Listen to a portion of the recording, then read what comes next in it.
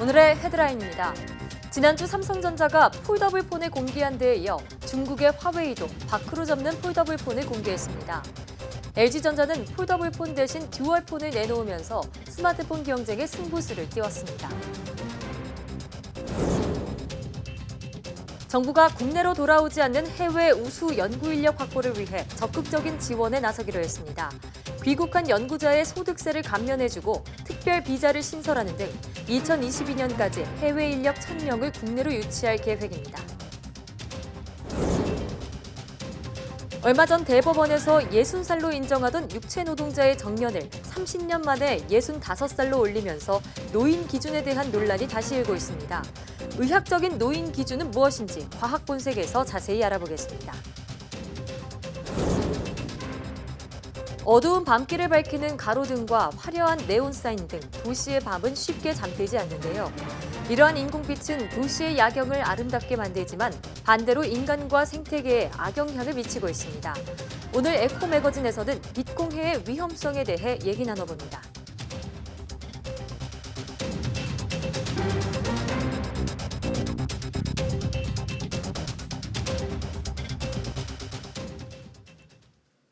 여러분 안녕하십니까? 사이언스 투데이입니다. 올해 세계 최대 모바일 전시회 MWC에서는 차세대 스마트폰 경쟁이 뜨겁습니다. 삼성전자에 이어 이번에는 중국의 화웨이가 폴더블 폰을 공개했는데요. LG전자는 폴더블 폰 대신 듀얼 폰을 내놓으며 맞불을 놨습니다. 홍선기 기자가 보도합니다. 삼성전자가 갤럭시 폴드를 공개한 지 나흘 만에 이번에는 중국의 화웨이가 폴더블 폰 메이트 X를 선보였습니다. 펼친 화면이 안으로 접히는 삼성전자와 달리 밖으로 접는 아웃폴딩 방식인 게 대조적입니다. 화웨이는 삼성전자를 의식한 듯 접은 화면과 펼친 화면 모두 자사 제품이 가장 크다고 강조했습니다. You can see that no punch, no notch on this screen. And how thin it is, you can see that. LG전자는 차세대 스마트폰으로 접히는 방식 대신 화면을 하나 더하는 방식으로 승부수를 띄웠습니다. 사용자 필요에 따라 화면 하나를 붙였다 뗄 수 있는 이른바 듀얼 디스플레이 폰입니다. 평상시는 휴대전화로 쓰다가 영화를 보거나 게임을 할 때 듀얼 디스플레이를 연결해 두 개의 화면으로 멀티태스킹이 가능하도록 했습니다. So we found a way to nearly double the size of the screen to give you the flexibility to enjoy content and multitasking like never before. 샤오미도 MWC를 앞두고 바깥으로 두 번 접는 더블 폴딩 방식의 폴더블 폰을 정식 공개할 것으로 예상됐지만 이번에는 내놓지 않았습니다.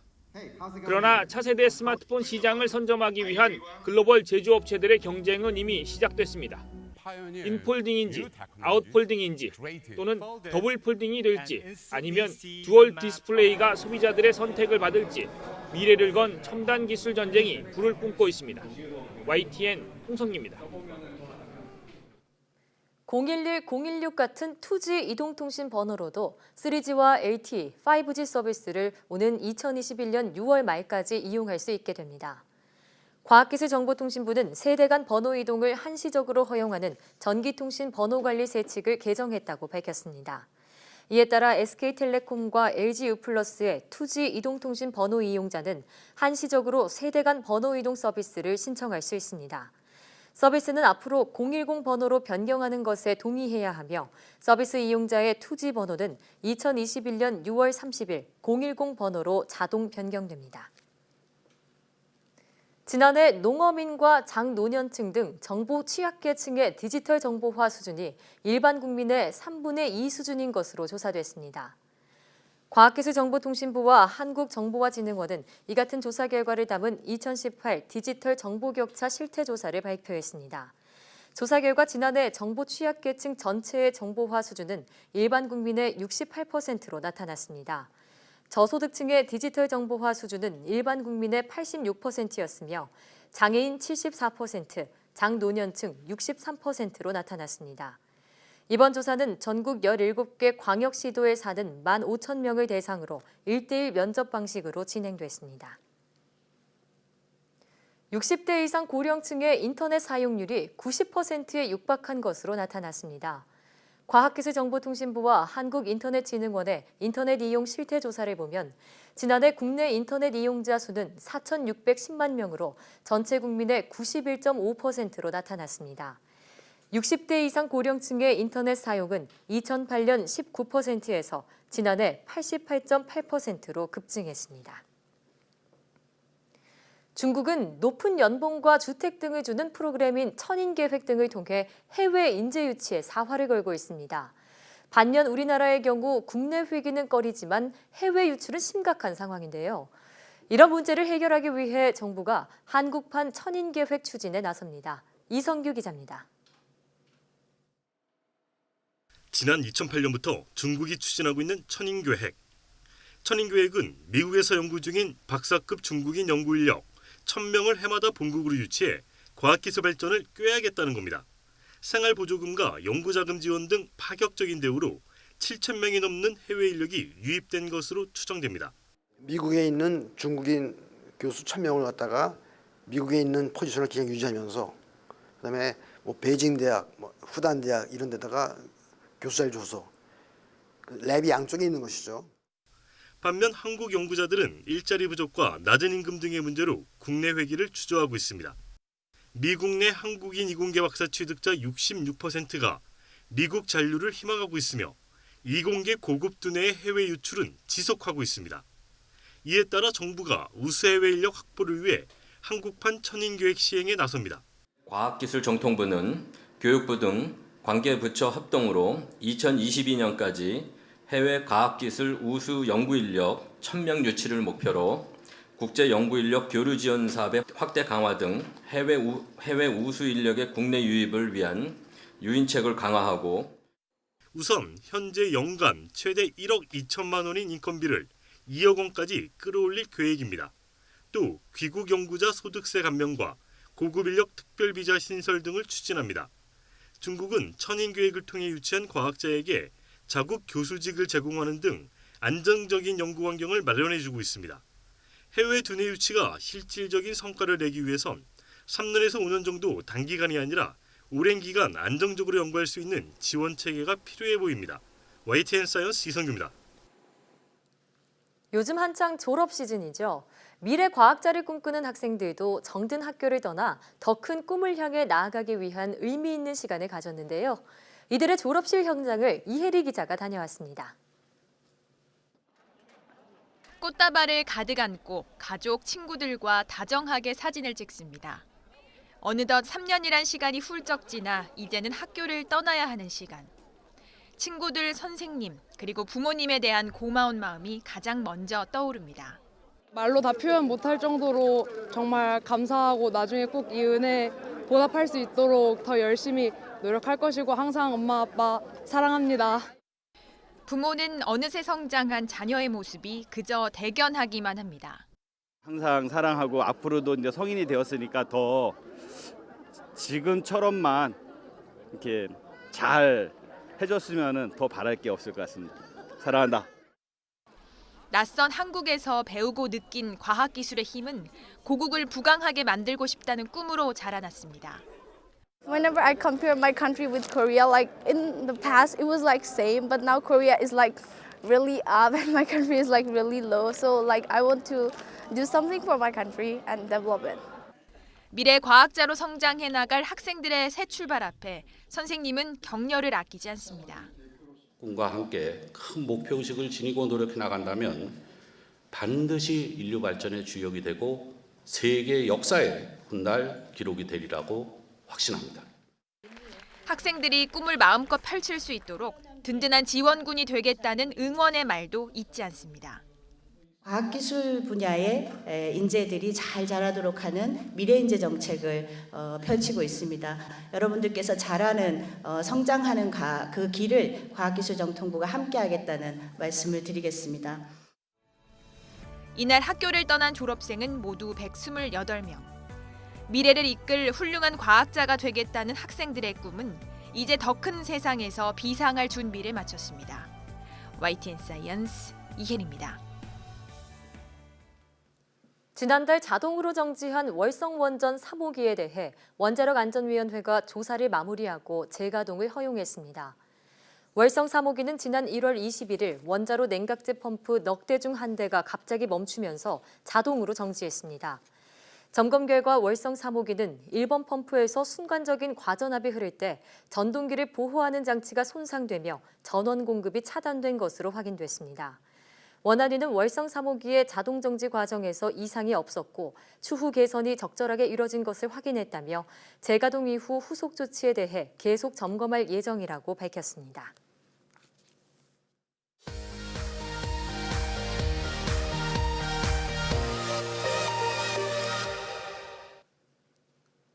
화제의 뉴스를 골라 과학 기자의 시선으로 분석하는 과학 본색 시간입니다.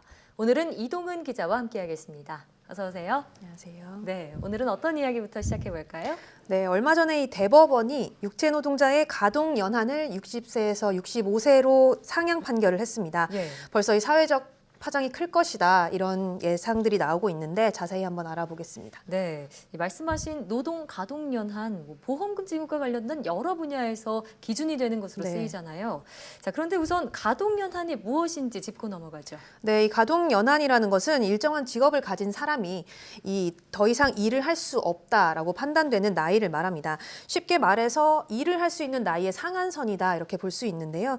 우리나라에서는 지난 1989년에 대법원 판결에서 육체 노동자의 가동 연한을 55세에서 60세로 연장한 뒤에 예. 이 30년 동안 이 기준을 그대로 적용을 해왔습니다. 네. 그런데 이 나이를 이제는 5년 정도 더 연장을 해야 된다 이렇게 보는 거죠. 네, 자 30년 만에 일할 수 있는 나이의 상한을 65살로 높인 건데, 자 이게 육체 노동자에게만 한정해서 정한 건가요? 네, 이번에는 그렇습니다. 예. 기존에도 이 가동 연한이 모든 직업에 대해서 똑같이 적용된 건 아니었는데요. 직장인의 경우는 그 회사의 정년이 가동 연한이 되는 거고요. 예. 또 뭐 의사나 한의사의 경우는 65세, 또 변호사나 목사의 경우는 70세 이런 식으로 이 직군별로 조금씩 다르게 기준을 정해왔습니다. 그런데 이 육체 노동자의 가동 연한이 중요한 이유는요. 네. 보통 우리가 일할 수 있는 최소한의 나이를 말할 때 이 육체 노동자를 기준으로 적용을 하기 때문인데요. 예. 지금은 이 육체 노동자에 한해서 가동 연한이 조정이 되지만 이게 연장이 되고 나면 앞으로는 다른 모든 직군에 대해서 이 연쇄적인 파장이 있을 것이다 이렇게 보고 있는 거죠. 예. 그럼 이번에 이렇게 가동 연한을 연장했다는 건 어떻게 보면 60살이라는 나이가 더 이상 노인이 아니다 이렇게 볼 수도 있지 않을까요? 네, 맞습니다. 실제로 노인복지법이나 이 관련 법률에서 정한 노인의 기준은 65세입니다. 예. 이제는 이 60살이 돼도 육체 노동까지 할 수 있다 이렇게 보는 건데요.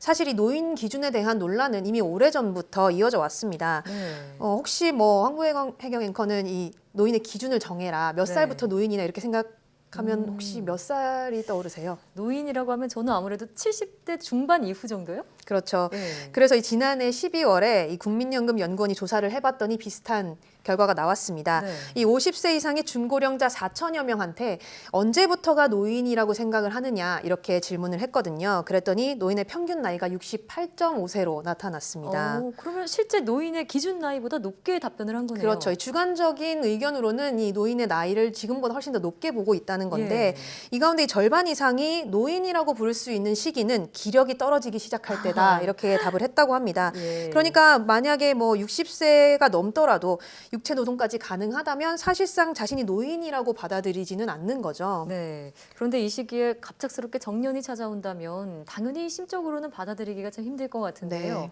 그런데 우리나라뿐만이 아니라 전 세계적으로도 이 사람들의 기대 수명 자체가 좀 늘었지 않나요? 맞습니다. 이 육체 노동자의 가동 연한이 한 번 연장이 된 적이 있다고 말씀을 드렸는데 60세로 연장이 된 30년 전에 기대 수명이 71.2세였습니다. 예. 그런데 지금은 82.7세로 이 기대 수명이 10년 넘게 늘어났거든요. 그러네요. 그러니까 이 자연스럽게 일하려는 사람의 수도 늘 수밖에 없는 거죠. 네, 자 이렇게 기대 수명이 좀 증가를 했다는 말씀을 해주셨는데, 자 의학적으로 이 고령층의 건강 상태가 좀 좋아졌다 이렇게 볼 수 있는 그런 기준이나 근거가 있을까요? 네, 뭐 의료계에서는 이미 오래전부터 노인의 기준을 좀 더 높여야 된다 이런 의견들을 내고 있었는데요. 이제는 60대까지도 신체 기능이 대부분 정상적이고 우리가 흔히 노쇠라고 말하는 이 현상들이 나타나지 않는 않기 때문입니다. 예. 보통 이 노인으로 규정을 하려면 신체 활동 능력이 떨어지거나 뭐 걸음 속도가 느려지거나 이런 몇 가지 기준에 맞아야 노인이라고 판단을 할 수가 있는데 네. 요즘 이런 변화들이 70세를 넘어서 관찰되는 경우가 대부분이라는 거죠. 또 일부 전문가들은 지금 이 60세의 경우는 30년 전으로 치면 50대와 건강 상태가 거의 비슷한 수준이다 이렇게 말하기도 네. 합니다. 그런 얘기를 듣고 보니까 더더욱 60살을 노인으로 보기엔 좀 힘들 것 같다는 네. 생각도 드는데요. 아무래도 예전보다 생활 환경도 좀 좋아지고 의학 기술이 발달했기 때문이겠죠? 네, 맞습니다. 이 먹는 음식은 물론이고요. 우리 식습관 자체가 굉장히 좋아졌다고 예.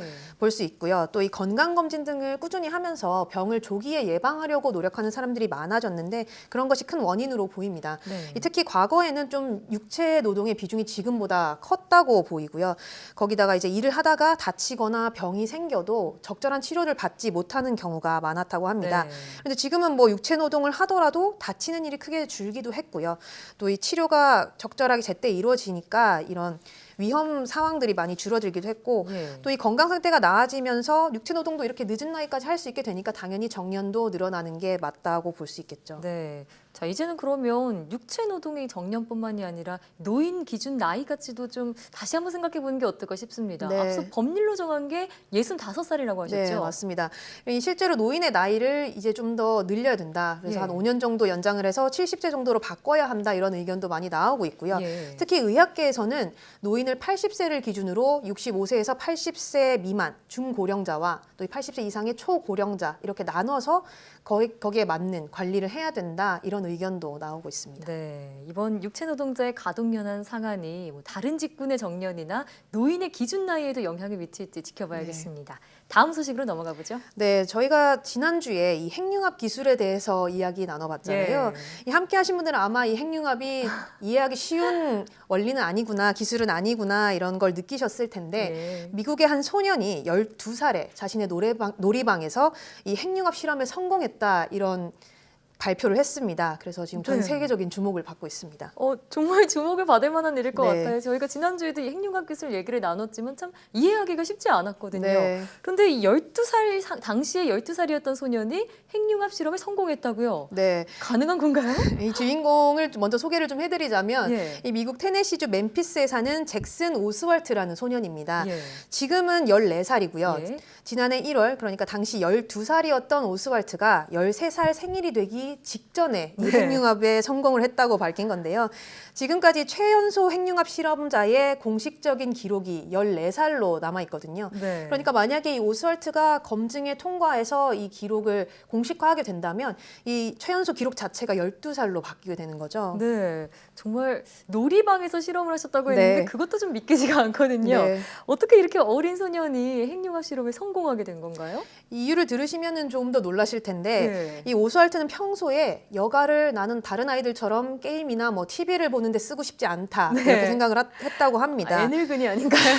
좀 그런 면이 있는데 인터넷으로 그래서 핵융합과 관련된 지식을 스스로 이제 찾아서 습득을 하기 시작을 했다고 하는데요. 네. 한 1년에 걸쳐서 자신의 놀이방에 이 핵융합 실험로를 만들기로 한 겁니다. 네. 여기에 이제 부모님이 적극적으로 1만 달러, 우리 돈으로 1,100여만 원 정도를 지원을 해서 오. 이 1년에 걸쳐서 이 놀이방이 핵융합 실험로로 탄생을 하게 된 겁니다. 그래요. 근데 대체 놀이방이 어떻게 실험실로 변모를 했을지 궁금한데 네. 준비한 사진이 있으시다고요? 네, 그렇습니다. 이 사진으로 먼저 조금 소개를 해드릴까 하는데요.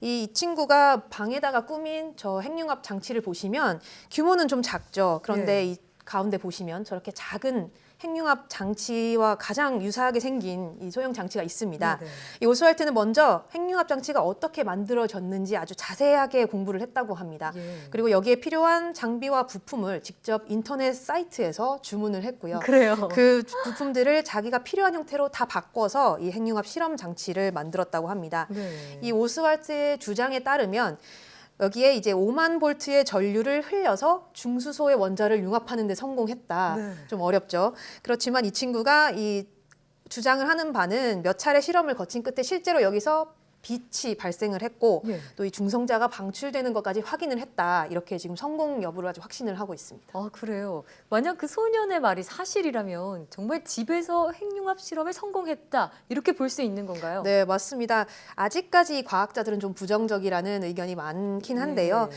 우선 이 핵융합 반응으로 중성자가 방출됐다는 게 증거가 있어야 됩니다. 그런데 네. 공식적으로 확인이 되지 않은 상태고요. 이 과학계에서는 좀 오스왈트의 실험 및 검증을 다 통과해서 논문이 학술지에 발표될 때까지 아마도 좀 성공 여부에 대해서는 회의적이다 이런 반응을 보이고 있는데요. 네. 만일 뭐 이 실험이 성공으로 밝혀진다면 오스왈트는 뭐 세계 최연소 핵융합 실험자로 기록되는 거죠. 네. 아니, 저는 이 놀이방에서 과학 실험을 한 이 소년도 참 대단하지만요. 네. 이를 전폭적으로 지지해준 그런 부모님의 자세에서도 좀 네. 배울 점이 있는 것 같습니다. 최연소 타이틀 거둬 갈길 기대해 보겠습니다. 오늘 말씀 잘 들었습니다.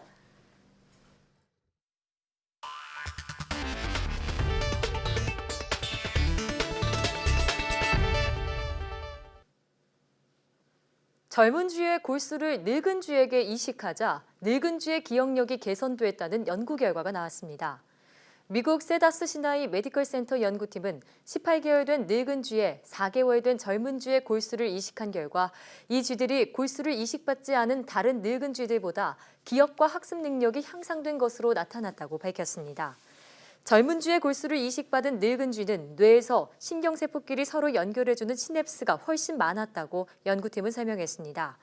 연구팀은 쥐 실험이지만 만약 사람도 마찬가지라면 치매 치료제 개발에도 도움이 될 것으로 기대했습니다.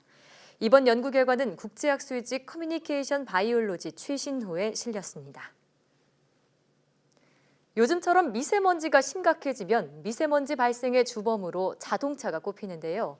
이보다 훨씬 심각한 배출원이 바로 선박입니다. 선박에서 사용하는 벙커CU에 해로운 성분이 더 많이 포함되어 있는데 해결할 수는 없는 것인지 김학무 기자가 보도합니다. 항구의 정박한 대형 선박에서 시커먼 연기가 뿜어져 나옵니다. 수출입용 화물을 싣고 내리느라 보통 며칠씩 정박하면서 끊임없이 연기를 배출합니다. 배 안의 각종 시설을 가동하기 위해 시동을 끄지 못하기 때문입니다. 대형 선박 한 척이 하루 동안 내뿜는 미세먼지는 트럭 50만 대에서 나오는 양과 맞먹습니다. 항상 배가 한 4대에서 5대가 대져 있고 상당히 좀 그런 면도 좀 걱정을 좀 하고 있습니다. 아주 마스크 끼는 거를 아주 정례화시키고 있는 그런 상태에 있습니다. 지난해 평택항을 드나든 선박은 3,000척 이상. 선박들은 가격이 싼 벙커CU를 주로 사용하는데 내륙에서 사용하는 것보다 인체에 해로운 황함유량이 7배나 많습니다. 해상에서는 3.5%짜리 벙커CU를 떼는 걸로 알고 있는데 그 방지 시설 없이 그냥 대기로 배출되는 걸로 알고 있습니다. 지난해 인천 영흥화력발전소가 육상에서 선박으로 직접 전기를 공급하는 AMP 설비를 설치해 대기 오염물질 발생량을 97% 정도 줄였습니다. 이미 미국과 유럽 지역 항만을 중심으로 전기 공급 설비 의무 설치가 확산되고 있습니다. 육지에서 전력을 공급하면서 2.8톤 정도를 저감을 시켜서 실제로는 0.1톤만 나가게 되는 효과가 있었어요. 부두와 배에 설치하는 비용은 11억 원. 비용이 적지 않은 만큼 선박에서 나오는 미세먼지를 잡기 위해 설치 비용 지원과 전기 사용료 인하 등 정부의 다각적인 정책 반영이 필요해 보입니다. YTN 김학무입니다. 111년 만에 최악의 더위가 덮친 지난해 여름, 가정용 전기 사용량이 전력 통계 작성 이후 최고치를 기록했습니다. 한국전력공사의 전력 통계 속보를 보면 지난해 국내에서 가정용으로 사용한 전기는 7만 3천 기가와트시로 1년 전보다 6.3% 늘면서 25년 만에 최고치를 나타냈습니다. 가정용을 포함한 전기 사용 총량은 3.6% 늘어난 52만 6천 기가와트시로 집계됐습니다. 가정용 전기 사용량 증가율이 전체보다 훨씬 높았던 건 폭염으로 일반 가정의 냉방기 가동이 급증했기 때문으로 풀이됩니다. 비타민 D 결핍으로 진료를 받은 사람이 매년 급증하고 있는 것으로 나타났습니다. 환자 중에 여성 50대가 가장 많고 겨울철에 환자가 늘어나는데 적당한 야외 활동을 통해 면역력을 키워줄 필요가 있습니다. 한영규 기자가 보도합니다.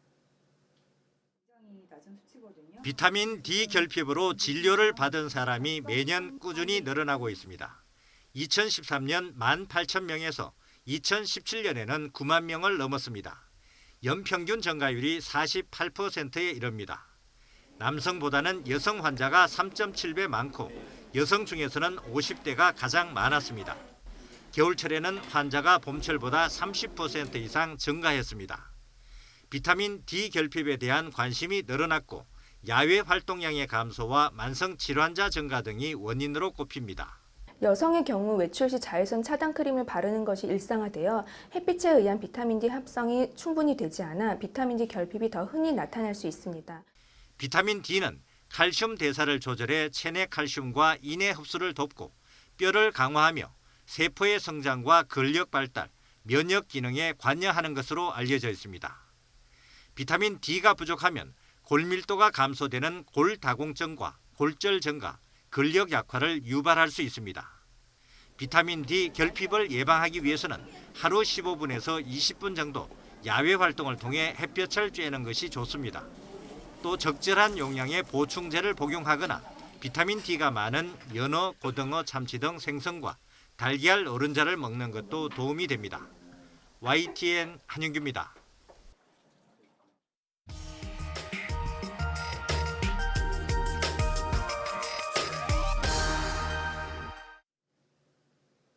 밤에도 꺼지지 않는 가로등이나 외부 간판의 밝은 빛 때문에 숙면에 방해를 받은 경험 다들 있으시죠? 이런 걸 일컬어 빛공해라고 부르는데요. 이런 빛공해가 최근 환경 문제까지 일으키고 있다고 합니다. 오늘 에코 매거진에서는 허정림 환경공학 박사와 함께 빛공해의 위험성에 대해 얘기 나눠보겠습니다. 어서 오세요. 네, 반갑습니다. 자, 지나친 인공 조명으로 인한 빛 공해가 인간은 물론이고 생태계까지 악영향을 미치고 있다고 들었습니다. 자, 우선 구체적으로 어떤 피해를 주고 있는지 설명해 주시죠. 네, 빛공해는 말 그대로 그 지나친 인공 불빛으로 인한 공해입니다. 그래서 인공 불빛이 너무 밝거나 지나치게 많아서 밤에도 낮처럼 밝은 상태가 유지되는 현상인데요. 직접적으로는 사람의 수면을 방해하고 그리고 간접적으로는 사람과 동식물의 생체 리듬을 파괴해서 생태계의 교란을 일으키고 있습니다. 실제로 빛공해로 인한 고통을 호소하는 민원이 2001년부터 2017년까지 29,661건에 이를 정도인데요. 2017년에 빛공해를 민원 유형을 살펴보면 수면 장애가 3,865건, 농작물 피해가 1,621건, 그리고 생활 불편이 1,034건, 눈부심이 443건이었습니다. 이런 민원을 고려해 볼 때 인공조명에 의한 빛공해 방지법이 지난 2013년에 만들어졌지만 제대로 이루어지지 않아서 실효성에 떨어진다라고 지금 되어 있습니다. 예, 그렇군요. 사실 조명은 우리 일상 속에서 꼭 필요한 것이지만 너무 과해서 지금 문제다 이런 말씀이신데요. 그런데 세계적으로도 한국의 빛 공해가 참 심각한 수준이라고요? 네, 그렇습니다. 2016년 미국의 관측 유성 수어미 MPP가 야간에 지구를 관측한 결과를 바탕으로 국제 공동 연구진이 세계의 빛 공해 정도를 측정했는데요. 그 결과 전 세계 80% 이상이 빛 공해에 시달리는 것으로 조사됐습니다. 특히 한국의 경우 빛 공해 면적 비율이 89.4%로 이탈리아인 90.3%에 이어서 두 번째로 높았습니다. 아, 세계에서 두 번째 수준이라고요. 민원이 많을 수밖에 없겠네요. 네, 이런 인공 조명들 대체 얼마나 밝길래 공해라고까지 부르는 건가요? 네, 빛의 밝기를 나타내는 단위는 칸델라를 사용하는데요. 1칸델라는 일반적으로 촛불 하나를 켠 밝기를 뜻합니다. 그래서 컴퓨터용 모니터의 밝기는 400칸델라를 넘어가고 가정용 대형 LED TV는 그보다 10배나 밝은 4000칸델라 정도입니다. 촛불로 환산하면 곡물방에는 촛불 400개, 거실에는 4000개의 촛불을 켠 것인데요. 하지만 그것도 모자라서 집 밖에 5개 광고판의 초대형 화면에서는 8000칸델라가 넘는 빛을 비춰줍니다. 자동차 헤드라이트는 최소 15,000에서 최대 112,500칸델라의 빛을 쏘아냅니다. 최근에 빛 공해의 주범이 하나 더 추가되는데요. 바로 스마트폰입니다. 스마트폰 잠들 때까지 놓지를 않잖아요. 맞습니다. 그래서 스마트폰 화면의 밝기도 만만하게 볼 수준이 아닌데 예. 그런 거 보면 스마트폰의 화면이 가장 어둡게 조정해도 80칸델라, 최대 밝기는 500칸델라를 넘습니다. 예. 그래서 촛불의 숫자로 따지면 우리는 하룻밤에 엄청난 숫자의 촛불을 켜고 사는 셈인 것이죠. 그러네요. 스마트폰 화면 가장 어둡게 조정해도 80칸델라. 그러면 촛불 80개 킨 수준인 건데 엄청난 수준이네요. 그럼 이런 빛 공해가 사람들에게는 어떤 영향을 미치나요? 네, 사람의 경우 낮과 밤 각각에 맞는 생체 리듬이 있습니다. 하지만 빛 노출 주기가 불규칙해져서 잠을 깊이 잘 수 없게 되면 생체 리듬이 깨지면서 여러 가지 건강에 피해를 보게 됩니다. 예. 생체 리듬 호르몬인 멜라토닌이 약 50% 감소되면서 면역력이 약해지고요. 그리고 어린아이의 경우에는 성장 장애가 나타날 수 있습니다.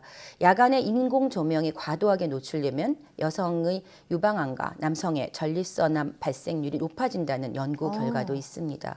실제로 이스라엘에서는 빛공해가 심한 지역에 사는 여성의 유방암 발병률이 다른 지역의 여성에 비해서 73%나 높다는 연구 결과가 발표되기도 했고요. 우리나라에서도 야간 조명이 강한 지역의 암 발병률이 다른 지역보다 높다는 조사 결과가 나오기도 했습니다. 네, 사람에 미치는 악영향이 이렇게 결과로 나오고 있는 건데요. 그런데 사람뿐만이 아니라 동식물에도 악영향을 준다고요. 네, 그렇습니다. 농촌진흥청 국립식량과학원 조사에 따르면 야간 빛 공해에 의해서 개화 시기가 앞당겨졌거나 늦춰져 피해를 본 작물은 벼, 보리, 밀, 그리고 시금치, 콩, 들깨 등으로 특히 빛공해 노출 시 벼는 수확량이 21%나 감소한 것으로 나타났어요. 그래서 식량 생산에 큰 영향을 끼치는 것으로 나타났습니다. 또 철새들의 이동에도 방해가 되는데요. 철새들은 달빛이나 벌빛을 보고 이동하는 경우가 많은데 고층 건물의 불빛에 이끌리다가 부딪혀 죽는 일도 벌어집니다. 밤에 고층 건물의 불에 끄면 창문에 부딪혀서 죽는 새의 숫자를 최고 83%까지 줄일 수 있는 연구 결과가 있습니다. 또한 부화한 새끼 바다 거북이 해변에 그 어떤 조명 밝기 때문에 방향을 잃고 육지로 기어가다가 죽는 경우도 빈번하고요. 또 호숫가에 밤새도록 가로등을 켜놓으면 물속의 동물성 플랑크톤이 성장하지 못해서 녹조류가 급증하고 수질을 악화한다고 합니다. 네, 이처럼 빛공해가 사람뿐만이 아니라 환경 오염의 주범으로 떠오르고 있는 건데요. 자, 그래서 국제 밤하늘 보호협회에서는 세계 각국의 어두운 하늘 공원 이런 걸 지정을 해서 밤하늘을 보호하고 나섰다고 한다고 들었습니다. 근데 한국에도 이런 밤하늘 공원이 있다고요? 네, 그렇습니다. 2015년 아시아 최초로 경북 영양의 반딧불이 공원이 여기 선정돼서 화제가 됐습니다. 국제 밤하늘 보호 공원은 밤하늘의 품질에 따라서 골드, 실버, 브론즈 등급으로 나뉩니다.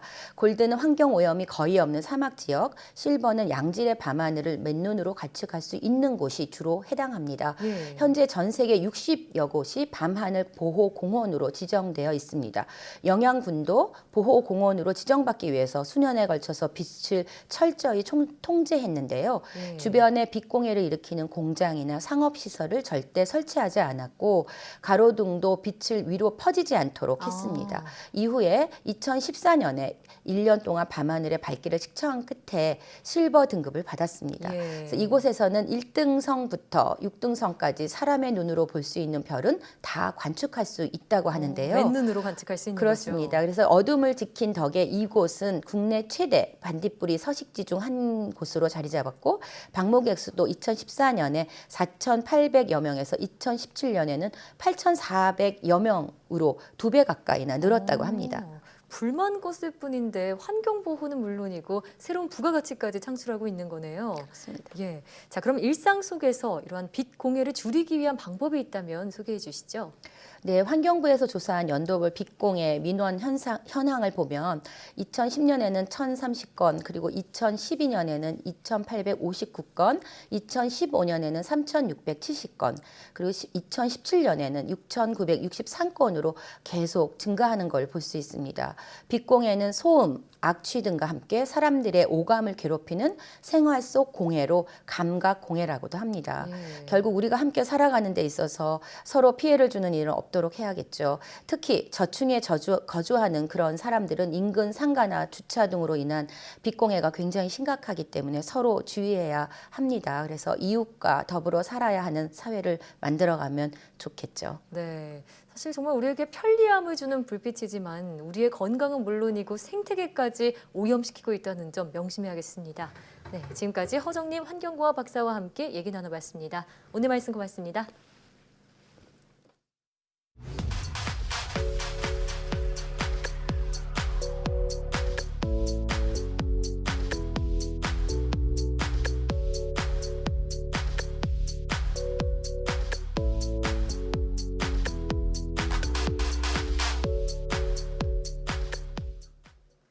국제보건기구 WHO 산하 국제암연구기구는 2007년 빛 공해를 발암물질로 지정했습니다. 사람이 잠을 자기 위해선 멜라토닌 호르몬이 분비돼야 하는데 야간의 불빛이 이를 억제해 생체 리듬을 파괴하기 때문입니다. 일찍이 해외에서는 빛공해 방지법을 만들어 철저히 규제하고 있는데요. 빛공해로 인한 국내 민원이 늘어난 만큼 체계적인 실태 조사와 법 적용 확대가 이루어져야겠습니다. 사이언스 투데이 오늘 저희가 준비한 소식은 여기까지입니다. 함께해 주신 여러분 고맙습니다.